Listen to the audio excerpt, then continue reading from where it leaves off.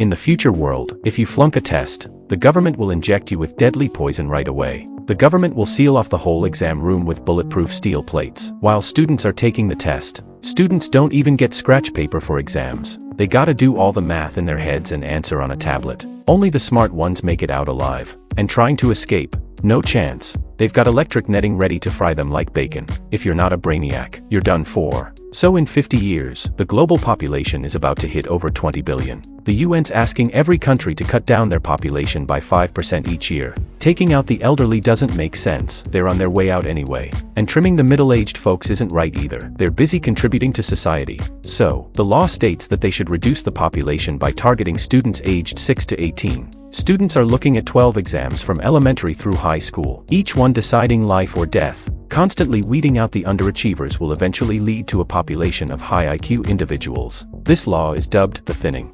If students flunk the test, they will be executed. The exams for this year have begun. Students enter the venue, bidding tearful farewells to their parents, knowing it might be the last time they see each other. At this moment, security makes a big discovery. A student is caught cheating, using invisible ink to write answers on his arms. Cheating is punishable by death. The boy panics and tries to run, but there's no way out. They're quickly caught up to. Security deploys a massive electric net, zapping the boy to a crisp. The exam begins, lasting for 2 hours. Heavy-duty bulletproof steel plates seal off the doors and windows of the exam room. Cheating and talking are strictly forbidden. Students are answering questions on tablets, their nerves making them sweat profusely. Each question is a matter of life and death for them. The exam is over, and the control room immediately receives the results.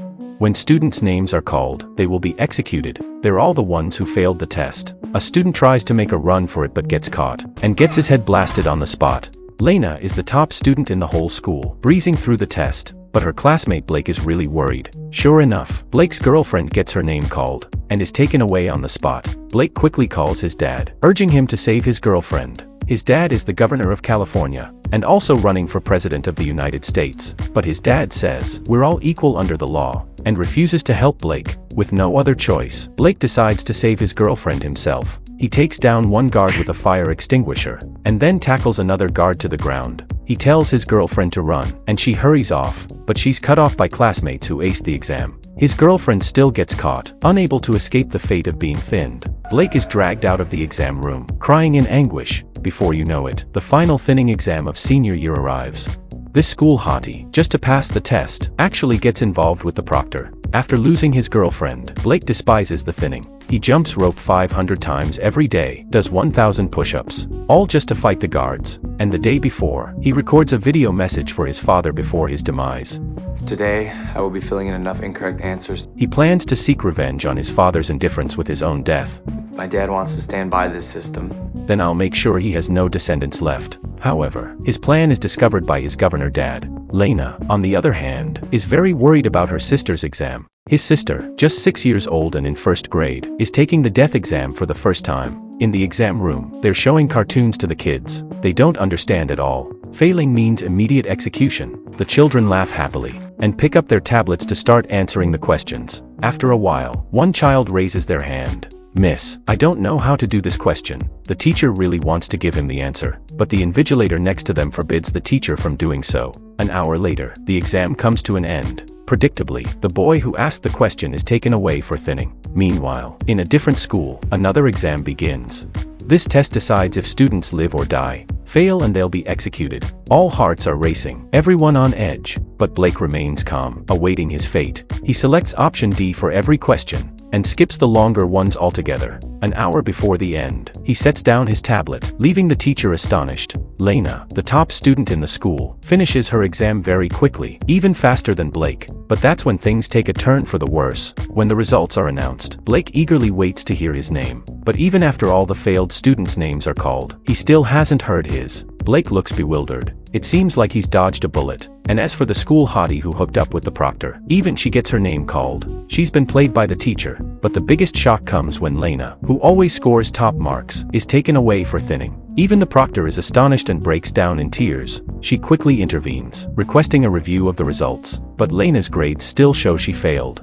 Lena usually dominates as the top dog in school, but now, failing this test means she's be executed. Right when Lena's about to freak out and yell for help, the teacher slides her a master key. There's always a chance.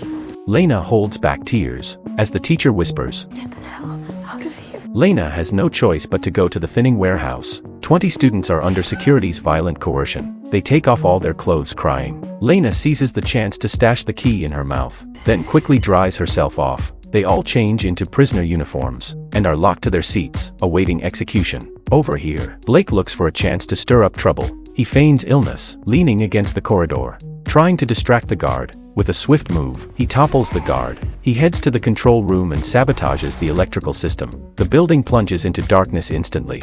With all confinement devices malfunctioning, the thinning plan is forced to halt, saving the students marked for thinning.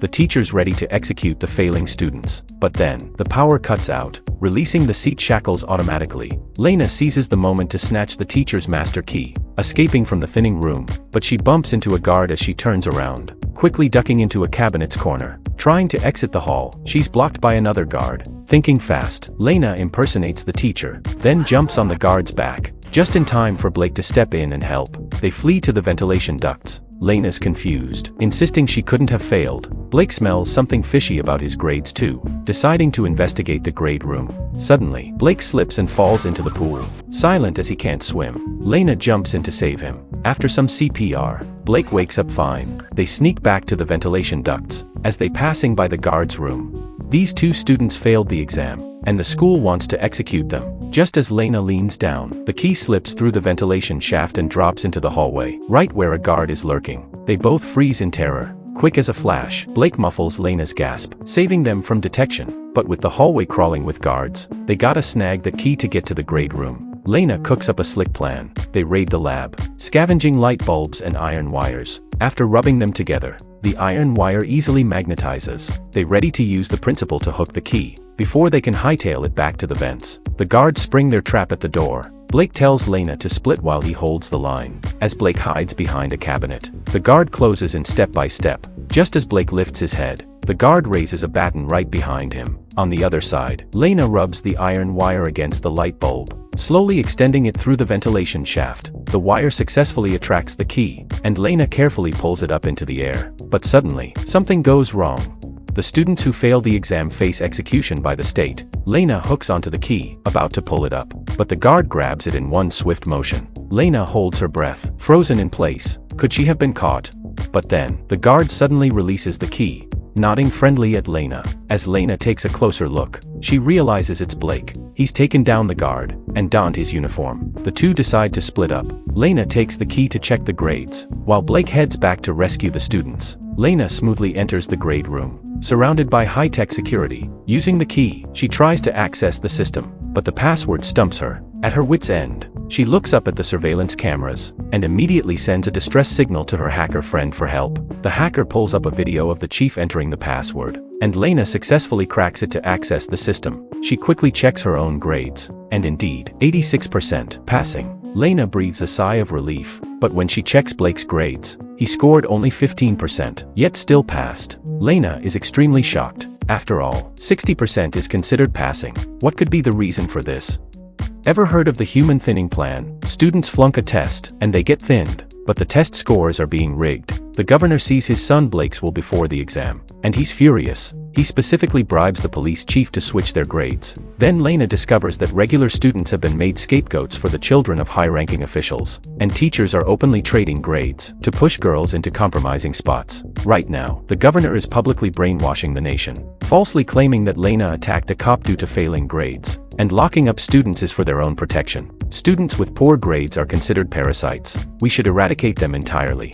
Lena is furious to see the governor twisting the truth, so she sends the real grades directly to the hacker. The hacker is astonished when they see them, and immediately sends the report cards and the video of the guards' malicious attacks on students to the journalist's inbox. Just as Lena is frantically working, the circuit suddenly returns to normal. The police chief sees Lena in the grade room through surveillance, and immediately sends people to surround her. Lena's gotta haul ass or she's dead meat, get caught, and she'll be executed. All cause she flunked a damn test. Lena takes a turn and then, she's sandwiched by guards. Quick as a flash, she tries to explain, waving her proof of passing the test. But the sheriff ain't having it. He just whips out his baton. Haul her off to face execution. In that instant, Lena realizes he's in on it too, pulling the strings from behind the scenes. On the other end, Blake sneaks into the guard team, slipping into the thinning room. He lies, saying he got orders to release all the students, but the other guards ain't buying it, saying they got no such orders. Blake sticks to his guns, insisting on letting the students go. They're thrilled to hear it, but that sets off alarm bells for the guards. They want to know who this guy really is. Blake plays it cool, pretending to rummage for his ID. Out of nowhere, a swift elbow takes down one of the guards, but every guard jumps into the fray, surrounding and pummeling Blake to the ground. The next moment, Lena gets dragged back to the thinning room, colliding head-on with the trapped Blake. Meanwhile, the reporters receive this breakthrough news and rush to the scene, ready to start a live broadcast.